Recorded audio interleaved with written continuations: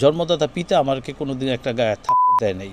আর এই ভদ্রলোক আমাকে শারীরিকভাবে হেনস্থা করলো, যেটা আমার জীবনে এমন ঘটনা ঘটবে আমি এটা কখনো কল্পনাও করতে পারিনি।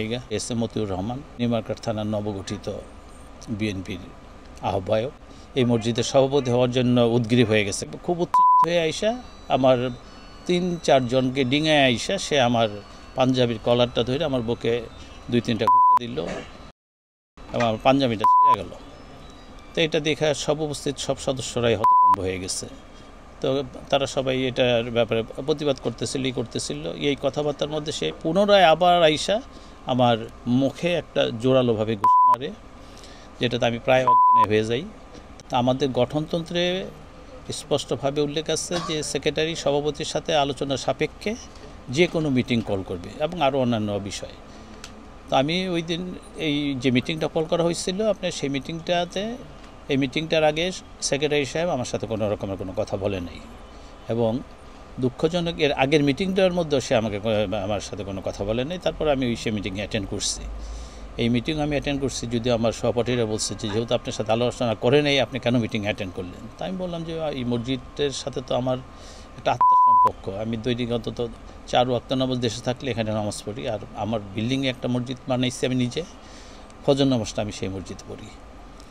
তো যাই হোক, ওই মিটিংয়ের শুরু হওয়ার আগে আমাদের পবিত্র কোরআন তেলাওয়াতের মাধ্যমে মিটিং শুরু হয়। তো আমি মিটিং শুরু হওয়ার আগেই হাউসকে উদ্দেশ্য করে আমি বললাম যে দেখেন, আজকে এই যে মিটিংটা কল করা হয়েছে এটা কিন্তু আমাদের গঠনতন্ত্র পরিপন্থী, গঠনতন্ত্র মোতাবেক করা হয় নাই। কেননা গঠনতন্ত্রতে স্পষ্ট আছে যে সেক্রেটারি সাহেব সভাপতি সাহেবের সাথে আলাপ আলোচনার সাপেক্ষে মিটিংটা কল করবে। আমার অনেক সময় কোনো এজেন্ডা থাকে, আমি যদি দেশে না থাকি আগে না জানাইলে তো আমারও তো মিটিংটা হয়ে যেতে পারে, মিস হয়ে যেতে পারে। তো আমি জাস্ট শুধু এতটুকু কথাই বলছি যে মিটিংটা আমাদের গঠনতন্ত্র মোতাবেক হচ্ছে না। এই কথা বলার পরিপ্রেক্ষিতেই আমাদের একজন সহসভাপতি, ওনার নাম হচ্ছে এস এম মতিউর রহমান, উনি নিউমার্কেট থানার নবগঠিত বিএনপির আহ্বায়ক, সেই ভদ্রলোক উনি বলতেছে যে এইটা এখন কেন এই কথা বলতে হইতেছে, খুব উত্তেজিতভাবে। এটা যখন এজেন্ডা আসবে তখন এজেন্ডার সময় কথা বলা হবে। তাই বললাম যে এটা তো এজেন্ডার বিষয় না, এটা তো অরিজিনাল মিটিংটার বিষয়। তো এই 1-2 কথার মধ্যে সে খুব উত্তেজিত হয়ে আইসা আমার 3-4 জনকে ডিঙায় আইসা সে আমার পাঞ্জাবির কলারটা ধরে আমার বুকে 2-3টা ঘুষা দিল এবং আমার পাঞ্জাবিটা ছিঁড়ে গেল। তো এটা দেখে সব উপস্থিত সব সদস্যরাই হতভম্ব হয়ে গেছে। তো তারা সবাই এটার ব্যাপারে প্রতিবাদ করতেছিল। এই কথাবার্তার মধ্যে সে পুনরায় আবার আইসা আমার মুখে একটা জোরালোভাবে ঘুষি মারে, যেটাতে আমি প্রায় অজ্ঞান হয়ে যাই। তারপরে আমি একটু সম্বিত ফিরে পাই। তারপরে আমি হাউসকে বললাম যে এটার ব্যাপারে আপনার একটা পদক্ষেপ নেন। তো হাউসের থেকে কোনো পদক্ষেপ না নেওয়ার পরিপ্রেক্ষিতে আমি সবাইকে বললাম যে এটা তো আজকে আমার উপরে করা হয়েছে, এটা কিন্তু ভবিষ্যতে সবার উপরে করা হবে।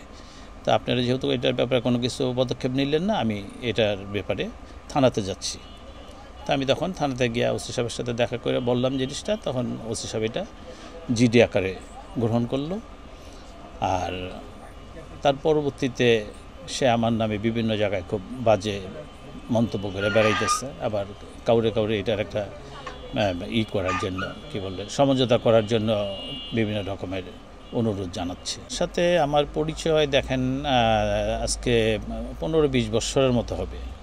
তো বিভিন্ন সময় আমি ব্যবসায়িকভাবে ওনাকে সহায়তা করার জন্য বিভিন্নভাবে অর্থ হাওলাত হিসাবেই বলা চলে দিছি, কিন্তু সেই টাকা পয়সা ঠিকমতো আমাকে দিত না, যার পরিপ্রেক্ষিতে আমি তাকে টাকা দেওয়া বন্ধ করে দিই। এই পরিপ্রেক্ষিতে হয়তো সে আমাকে পছন্দ করে না। আর ইদানিং বিভিন্ন লোকের মাধ্যমে যেটা শুনতে পারতেছে এবং তার কার্যকলাপে যা প্রকাশ পাইতেছে যে সে এই মসজিদের সভাপতি হওয়ার জন্য উদ্গ্রীব হয়ে গেছে। কারণ সে হচ্ছে সহসভাপতি, অনেক জায়গাতে সে সিনিয়র ভাইস প্রেসিডেন্ট শব্দটা ব্যবহার করছে, যেটা মুসল্লিরা এটার ব্যাপারে জোরালো প্রতিবাদ করছে। কারণ সিনিয়র ভাইস প্রেসিডেন্ট কোনো শব্দ আমাদের গঠনতন্ত্রে নাই, এখানে সহসভাপতি এবং আরেকজন যে সহসভাপতি আছে, 2 জন সহসভাপতি, তাতে ওই ভদ্রলোক হচ্ছে সিনিয়র। কখনো সিনিয়র ভাইস প্রেসিডেন্টের কোনো পোস্ট আমাদের এই মসজিদে ছিল না, এখনও নাই। আমার বক্তব্য স্পষ্ট। আমার বক্তব্য হচ্ছে যে দেখেন, আমার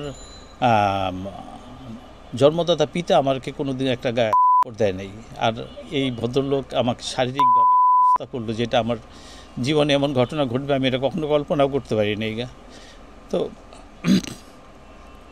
তো এখন এইটা আমি সমাজে যারা আছে, যেমন আমি আইনের আশ্রয়ে গেছি, যদি আইন এটাকে ঠিকভাবে বিচার করে আমি সেটা মাথা পাইতে নেব, এবং সমাজের যারা আরও আছে তারাও যদি আগে আসে, সেটাই আমি আমার ন্যায্য পাওনা বিচার বলে আমি মনে করব। তবে আমি কোনো অবস্থায় চাইব না যে এই ধরনের লোক আপনার এই সামাজিক এইসব গুরুত্বপূর্ণ দায়িত্বে থাকুক।